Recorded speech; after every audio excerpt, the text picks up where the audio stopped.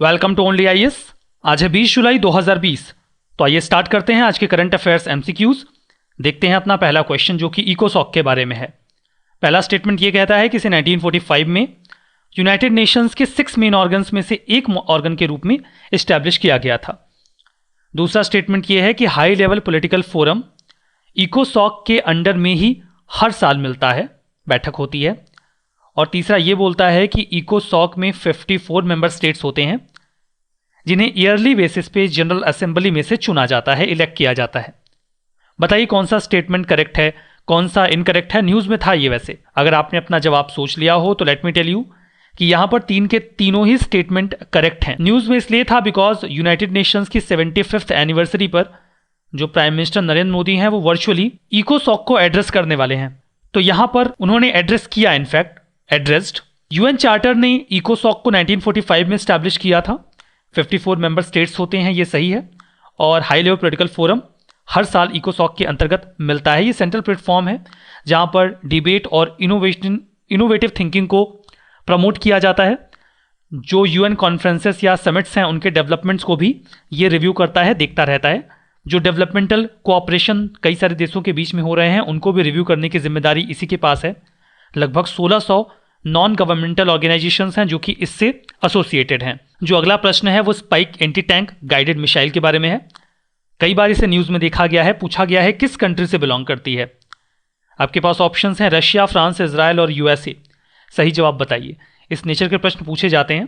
Third पर UPSC ने प्रश्न पूछा था। जो न्यूज़ में रहता है उससे प्रश्न कई बार पूछ लिए जाते हैं। तो बताइए सी इज द करेक्ट आंसर। ये इजराइल से बिलोंग करता है।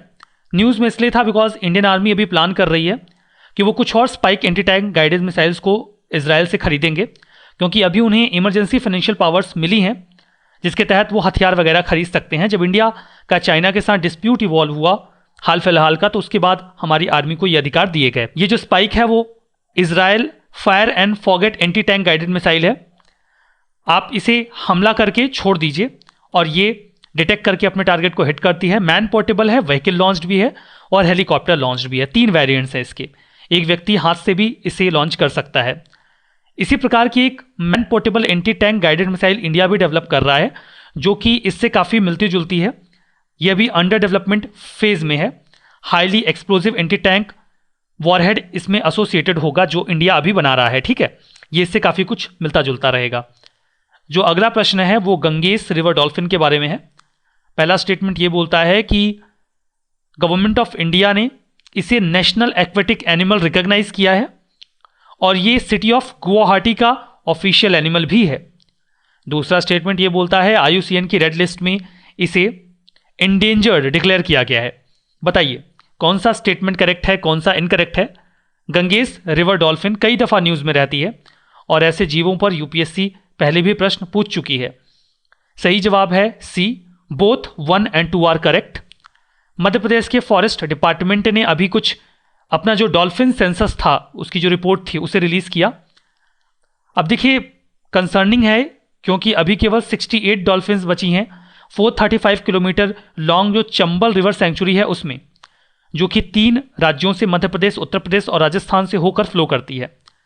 डॉल्फिन्स के जो नंबर हैं वो चंबल रिवर में पिछले 4 सालों में 13% कम हो गए हैं। 2016 में जहां इनकी संख्या 78 हुआ करती थी, अब वो घटकर यहां पर आपको बताया गया कि 68 हो चुकी है। यहां पर आईयूसीएन की रेड लिस्ट में इसे इंडेंजर डिक्लेयर किया गया है। ये प्राइमरली गंगा और ब्रह्मपुत्रा नदियों में पाई जाती है और उनकी ट्रिब्यूटरीज में इंडिया, बांग्लादेश और नेपाल में। इसके रूडिमेंट्री आइज होती हैं, मतलब अल्प विकसित आंखें होती हैं। बाकी इन्हें शिकार करना हो या फिर समंदर में तैरना हो, सर्फ करना हो, ये दोनों ही अपनी अल्ट्रासोनिक साउंड्स की मदद से करती हैं। इसे नेशनल एक्वेटिक एनिमल डिक्लेयर किया गया है। पॉपुलरली इसे सूसू के नाम से भी जाना जाता है। सिटी ऑफ गुवाहाटी का ये ऑफिशियल एनिमल भी है। अगला प्रश्न शुद्ध के बारे में है। हाल फिलहाल में न्यूज़ में देखा गया है क्या, ये आपसे पूछा गया है। क्या ये N95 मास्क का एक वेरिएंट है? क्या ये एक प्रकार का अल्ट्रा वायलेट सैनिटाइजिंग प्रोडक्ट है? ये कोविड-19 टेस्ट किट है या फिर एक प्रकार का रोबोटिक सिस्टम है जिससे हम सर्फेसेस को डिसइंफेक्ट कर सकते हैं? बताइए ये क्या है। न्यूज़ में आपने पढ़ा होगा तो अपना जवाब भी सोच लिया होगा। ये एक प्रकार का अल्ट्रा वायलेट सैनिटाइजिंग सिस्टम है, मतलब B will be the correct answer. IIT Kanpur ने अभी हाल फिलहाल में यूवी सैनिटाइजिंग डिवाइस को डेवलप किया जिसे शुद्ध नाम दिया गया है। जो लोगों को कोविड-19 से बचाएगा। देखिए, कोविड पैंडेमिक की वजह से हम ऐसी जगहों पर जाने से कतराते हैं जहां पर लोगों की आवाजाही बहुत कॉमन हो। हमें खतरा लगता है कि हमने कुछ छू दिया और वहां पर वायरस है तो हम इन्फेक्ट हो जाएंगे। और डिसइंफेक्शन का जो काम है, मतलब वो काफ़ी लंबा चौड़ा समय लेने वाला होता है, खर्चीला होता है। तो ये जो डिवाइस है जिसे शुद्ध नाम दिया गया है, इसका फुल फॉर्म है smartphone operated handy ultraviolet disinfection helper. इसमें 6 यूवी लाइट्स होती हैं जो 15 वॉट की होती हैं। अगर इसे उस डिवाइस को किसी कमरे में रख दिया जाए, वो 10x10 स्क्वायर का है, तो 15 मिनट में वो उसे अल्ट्रावायलेट रेज की मदद से डिसइंफेक्ट कर देगा और जो कोरोना वायरस का खतरा है उसे कम कर देगा। इसका इस्तेमाल hospital, hostels, malls, office, schools में किया जा सकता है। तो ये काफ़ी अच्छा और कारगर साबित हो सकता है। अगला प्रश्न यहाँ पर है, आपके सामने कुछ इंफॉर्मेशन है जिसकी मदद से आपको एक टाइगर रिजर्व चुनना है। पहला स्टेटमेंट यहाँ पर यह है या इंफॉर्मेशन ये है कि जो ताप्ती रिवर है और जो गाविलगढ़ रिज है सतपुड़ा रेंज की, ये दोनों इस रिजर्व की बाउंड्री बनाती हैं। दूसरा ये है कि ये 1973-74 में जो प्रोजेक्ट टाइगर आया था उसमें 9 प्रोजेक्ट टाइगर जो टाइगर रिजर्व हैं उनको सबसे पहले डिक्लेयर किया गया था, ये उनमें से एक है। और तीसरा यह है कि ये महाराष्ट्र का पहला टाइगर रिजर्व भी था। तो हम किसकी बात कर रहे हैं बताइए? Sariska tiger reserve, Tadoba Andhari tiger reserve, Melghat tiger reserve या फिर नामेरी टाइगर रिजर्व? अपना ऑप्शन चूज करिए। न्यूज में था ये। अगर आपने अपना जवाब चुन लिया हो तो मैं आपको बता दूं कि हम बात कर रहे हैं मेलघाट टाइगर रिजर्व के बारे में और सी इसका सही जवाब है। न्यूज में इसलिए था क्योंकि महाराष्ट्र के चीफ मिनिस्टर ने अभी यूनियन गवर्नमेंट को एक लेटर लिखकर यह बताया, उन्होंने ये कहा कि जो एक रेलवे लाइन पास की जा रही है मेलघाट टाइगर रिजर्व में से, जो कि अमरावती डिस्ट्रिक्ट में से होकर जाएगी, वो उसके लिए कोई अल्टरनेटिव रूट तैयार कर लें। मेलघाट टाइगर रिजर्व वही 1974 में से डिक्लेयर किया गया, प्रोजेक्ट टाइगर के तहत ये आया। फर्स्ट टाइगर रिजर्व है महाराष्ट्र का। बाकी जो इन्फॉर्मेशन मैंने आपको बताई वो सब सेम है। स्लोथ बियर, इंडियन गौर, संबर डियर और लेपार्ड, नीलगाय, ये सब यहाँ पर आपको मिल जाएंगी। इसके अतिरिक्त जो एक फॉरेस्ट आउलेट है, जो एक समय में ऐसा माना गया था कि एक्सटिंक्ट हो चुका है, बाद में वो वापस से हमें मिला, वो मेलघाट में ही आपको कई सारी जगहों पर मिल जाएगा। ठीक है, यहाँ पर जो अगला क्वेश्चन है वो global employment trend for youth 2020 report के बारे में है। पूछा गया है कौन रिलीज करता है? Global youth action network, international organisation of employers, world economic forum, international labour organisation. अपना सही जवाब चुनिए। न्यूज में था, सही जवाब है इंटरनेशनल लेबर ऑर्गेनाइजेशन यानी कि डी सही जवाब है। प्राइम मिनिस्टर ऑफ इंडिया ने अभी वर्ल्ड यूथ स्किल डे पर अपना एक एड्रेस डिलीवर किया। इसे 15 जुलाई को 2014 से सेलिब्रेट किया जा रहा है। उद्देश्य ये है कि हम स्किल की इंपॉर्टेंस को एक्नॉलेज करते हुए जो यंगस्टर्स हैं उनमें स्किल इक्विप करें। और इसी दौरान हम देखते हैं कि global employment trend for youth 2020 को भी जारी किया गया ILO के द्वारा। देखते हैं अगला प्रश्न, जो कि यहां पर फिर से आपको 2 इंफॉर्मेशन दी गई है और इसकी मदद से आपको एक फ्रीडम फाइटर को आइडेंटिफाई करना है। इन्होंने रानी लक्ष्मी बाई ऑफ झांसी के साथ ग्वालियर को सीज किया था, उनकी मदद की थी। और दूसरा यह है कि इन्हें सर कॉलिन कैम्बेल के द्वारा डिफीट किया गया था दिसंबर 1857 में। आपको बताना है कि हम किसकी बात कर रहे हैं। हम कुंवर सिंह की बात कर रहे हैं, नाना साहिब की बात कर रहे हैं, राव तुलाराम की बात कर रहे हैं या फिर तात्या टोपे की बात कर रहे हैं? बताइए हमारा सही जवाब क्या होना चाहिए। वैसे मैं आपको बता दूं कि हम तात्या टोपे जी की बात कर रहे हैं, जिनके बारे में हो सकता है कि आपने मॉडर्न इंडिया में पढ़ लिया हो या आप आने वाले समय में पढ़ेंगे। तात्या टोपे के बारे में हम बता देते हैं कि ये न्यूज में इसलिए थे बिकॉज महाराष्ट्र की सरकार ने अभी बॉम्बे हाईकोर्ट को यह बताया कि 2.5 करोड़ रुपीज ऑलरेडी एक नेशनल मॉन्यूमेंट को कंस्ट्रक्ट करने में खर्च किए जा चुके हैं, जो कि जनरल तात्या टोपे के ऊपर नासिक डिस्ट्रिक्ट में डेवलप किया जा रहा है। सेंट्रल गवर्नमेंट इसको बनाने के लिए 75% फंड दे रही है, 25% स्टेट गवर्नमेंट दे रही है। एक PIL को फाइल करते हुए यह कहा गया था कि वहां पर वो मॉन्यूमेंट ना बनाया जाए, लेकिन कोर्ट ने इसको डिक्लाइन कर दिया, ये बोलते हुए कि आपने PIL बहुत लेट से डाला है, 50% कंस्ट्रक्शन ऑलरेडी हो चुका है। That's why he was in news. और ये हिस्टोरिकल पर्सनैलिटीज हैं, जानते रहिए, इनसे प्रश्न पूछे जा सकते हैं। तात्या टोपे जी के बारे में आपको कुछ और बताता हूं। इन्हें रामचंद्र पांडुरंग टोपे के नाम से भी जाना जाता है। ये बहुत ही नोटेबल फ्रीडम फाइटर रहे। रिबेलियन ऑफ 1857 में 1814 में नासिक महाराष्ट्र में इनका जन्म हुआ।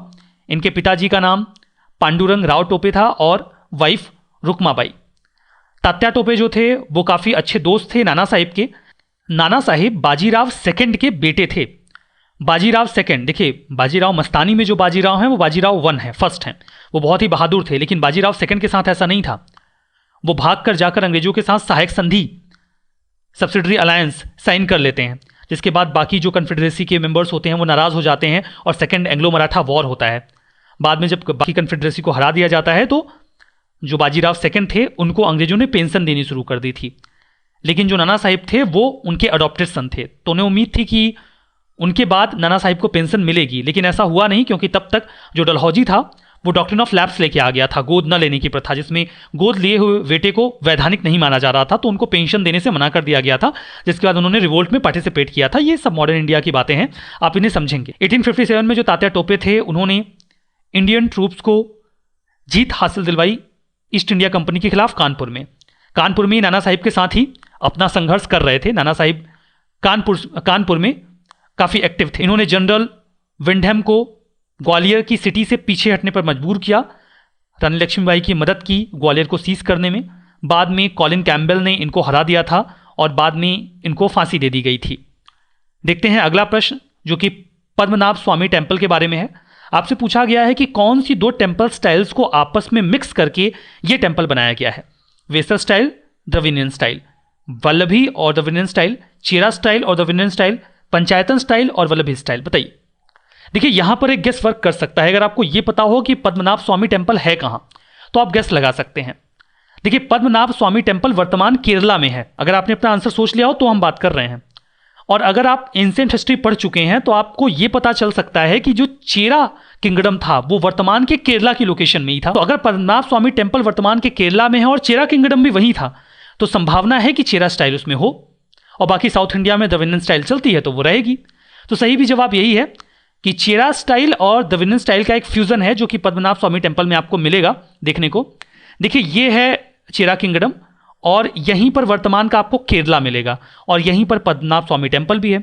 तो चेरा स्टाइल और द्रविडियन स्टाइल का फ्यूजन है, ठीक है। सुप्रीम कोर्ट ने अभी त्रावणकोर की एक रॉयल फैमिली है जो मैनेज करती है पद्मनाभ स्वामी टेम्पल को केरला में, तो उनके अधिकार को चैलेंज किया गया था, लेकिन सुप्रीम कोर्ट ने केरला हाई कोर्ट के 2011 के वर्डिक्ट को उलटते हुए जो उनके अधिकार थे उसे रिस्टोर कर दिया है। ये केरला में है, काफ़ी अच्छा टेम्पल बनाया गया है। द्रविडियन स्टाइल और चेरा स्टाइल का फ्यूजन है, ये हमने देख ही लिया है। तो आइए अगला क्वेश्चन देखते हैं जो कि एशिया के डेजर्ट्स के ऊपर है। यहाँ पर 3 डेजर्ट्स के नाम बताए गए हैं जो आपको ईस्ट टू वेस्ट में अरेंज करना है। Taklamakan desert, Karakum desert, Gobi desert. Gobi, Taklamakan, Karakum, Karakum, Taklamakan, Gobi, Taklamakan, Gobi और काराकुम। बताइए सही सीक्वेंस क्या है। आपने अगर तैयार किया होगा तो आपने जवाब भी सोच लिया होगा। बी सही जवाब है। गोबी मिलेगा ईस्ट में, देन टकलामकान मिलेगा, देन काराकुम मिलेगा। मैप में देखेंगे समझ में आ जाएगा। देखिए ये है गोबी, यहां पर है टकलामकान और ये है काराकुम। ये काराकुम है नीचे वाला, और अगर आप इसे ईस्ट टू वेस्ट में जाएंगे तो ये ऐसे ही आपको मिलेगा। देखिए जो गोबी डेजर्ट है वो चाइना और मंगोलिया में एक्सटेंडेड आपको मिलेगा। गोबी डेजर्ट एवरेज 7 इंचेस की रेनफॉल अवेल करता है, चूंकि हिमालयन माउंटेन्स ब्लॉक कर देते हैं, क्लाउड्स को जाने नहीं देते। जो काराकुम डेजर्ट है वो 70% इसका एरिया तुर्कमेनिस्तान का जो 70% लैंड है वो काराकुम डेजर्ट में कवर हो जाता है। कंपैरेटिवली यहाँ का वेदर थोड़ा माइल्ड है। जो टकलामकान है वो चाइना का लार्जेस्ट डेजर्ट है, काफ़ी बड़े एरिया में फैला हुआ है, और लार्जेस्ट सैंडी डेजर्ट भी है वर्ल्ड का। जो अगला प्रश्न है वो थार डेजर्ट के बारे में है। पहला स्टेटमेंट ये बोलता है कि ये एशिया का एकमात्र ऐसा डेजर्ट है जो कि सब ट्रॉपिकल रीजन में पाया जाता है, सब ट्रॉपिकल डेजर्ट है, और लूनी एकमात्र ऐसी नदी है जो कि इस रीजन में फ्लो करती है। और दूसरा ये है स्टेटमेंट कि जैसलमेर जो है उसे थार डेजर्ट के जेवल के नाम से जाना जाता है। वो amazing force, golden sand dunes और कलरफुल कल्चर के लिए जाना जाता है। बताइए कौन सा स्टेटमेंट सही है, कौन सा गलत है। यहां पर दूसरा स्टेटमेंट तो जनरल है, आपको लग ही रहा होगा सही है, पहले में कंफ्यूजन हो सकती है, बट पहला भी सही है। सही जवाब है बोथ 1 और 2 आर करेक्ट। ये अरावली हिल्स के वेस्टर्न मार्जिन पे आपको मिलेगा। इंडिया और पाकिस्तान में फैला हुआ है। 85% इंडिया में है, 15% पाकिस्तान में है।